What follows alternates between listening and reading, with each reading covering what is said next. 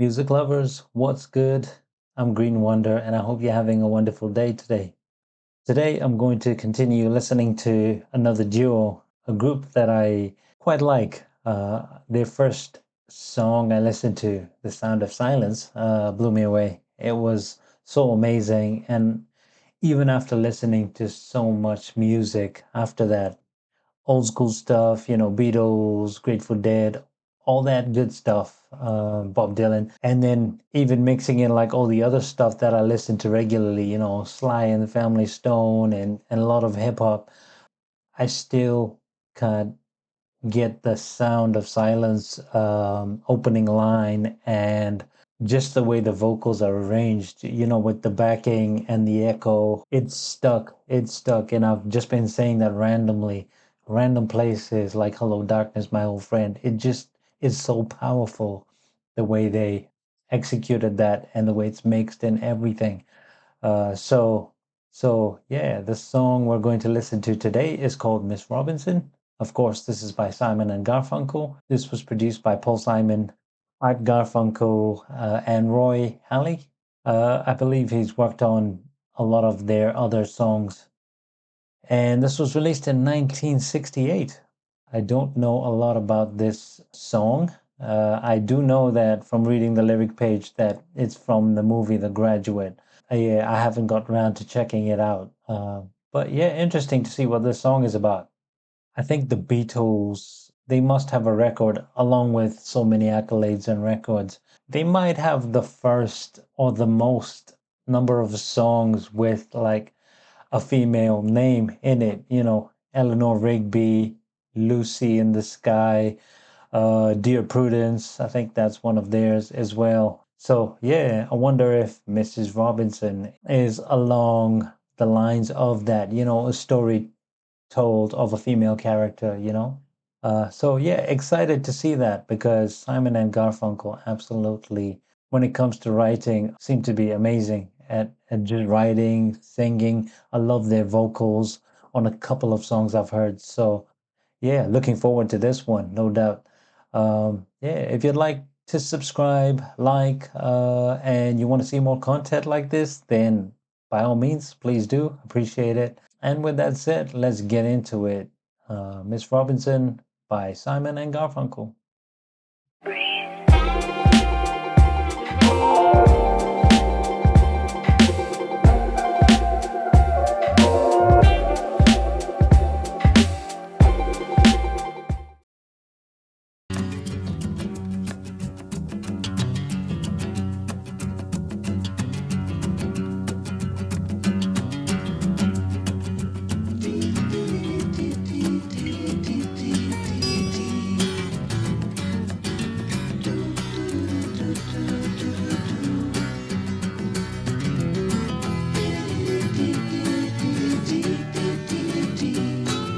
This is fun.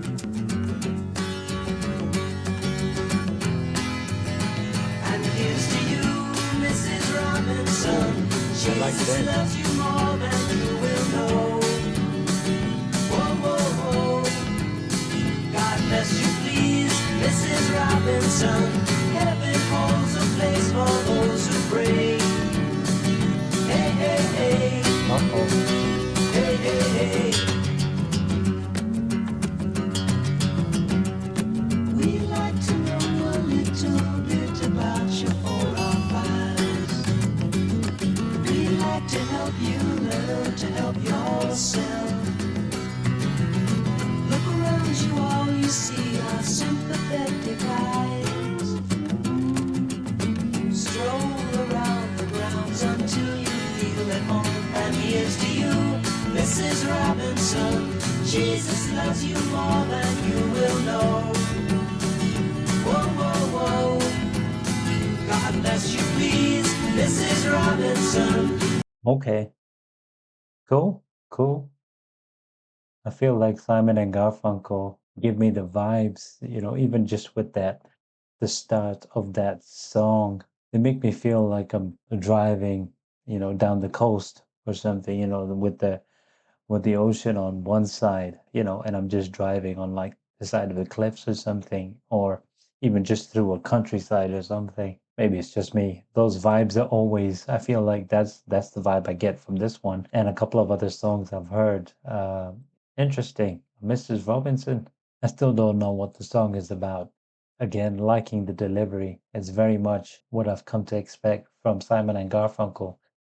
And the vocals aren't overpowering. I think it's Art Garfunkel's voice is quite soothing. It works so well with this genre because Bob Dylan is a bit like that in that, you know, their writing and what they're saying could seem, if you were to just read it, like it's powerful, it's impactful, and you'd imagine if you never heard them sing the delivery to be perhaps quite brash in a way for some of the songs, and then you listen to it and the delivery is just so, it's more sincere, it's more, I guess, mature in a way. It's not like a baritone, it's not like a strong, like the strongest or the most powerful voice, but it's powerful through, you know, just the delivery and the writing.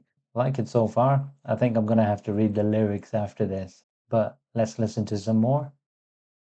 Heaven holds a place for those who pray. Hey, hey, hey. Hey, hey, hey.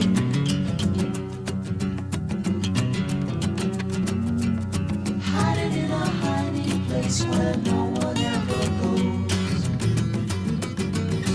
Put it in your pantry with your cupcakes.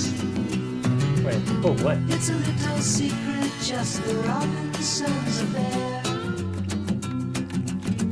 Most of all, you got to hide it from the kids. Cuckoo-cuckoo, this is Robinson. Jesus No loves idea you what that more could than be. you will know. Whoa, whoa, whoa. God bless you, please, Mrs. Robinson. Heaven holds a place for those who pray. Hey, hey, hey. Hey, hey, hey.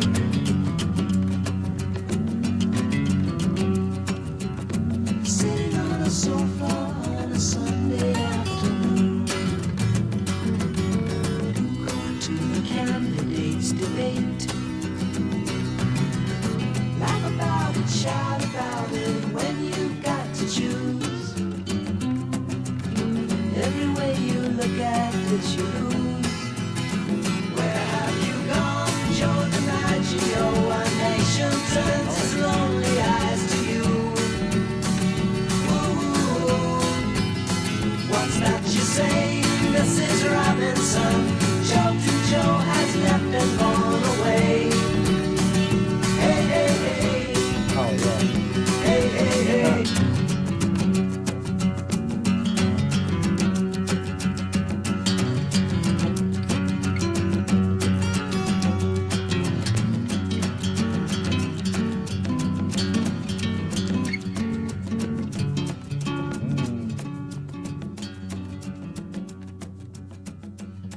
That was mellow. That was pretty cool.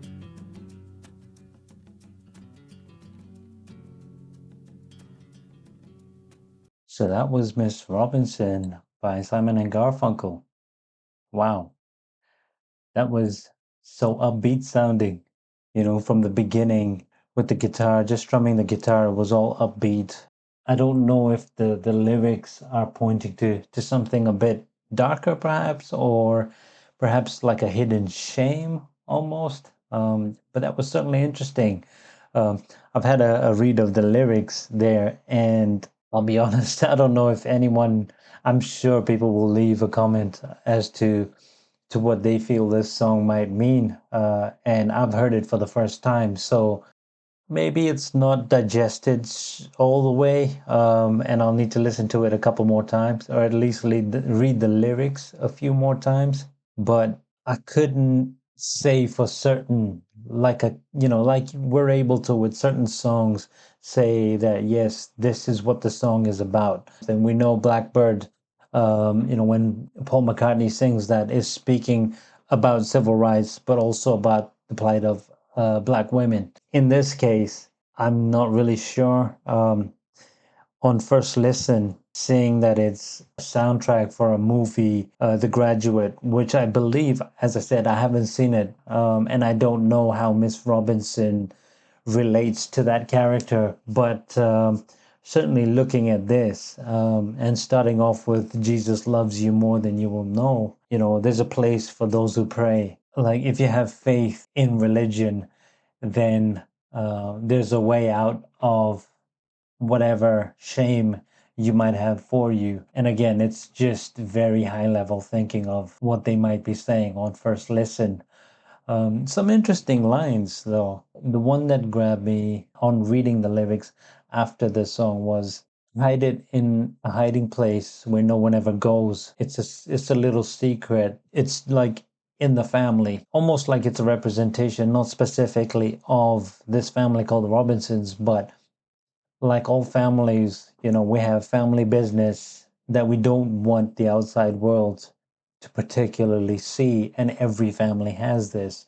And I don't know if this is more the ideology of that, and where they say sitting on the sofa on a Sunday afternoon, going to the candidates debate, laugh about it, shout about it. When you've got to choose, everywhere you look at it, you lose. That's an interesting line. What could that possibly mean?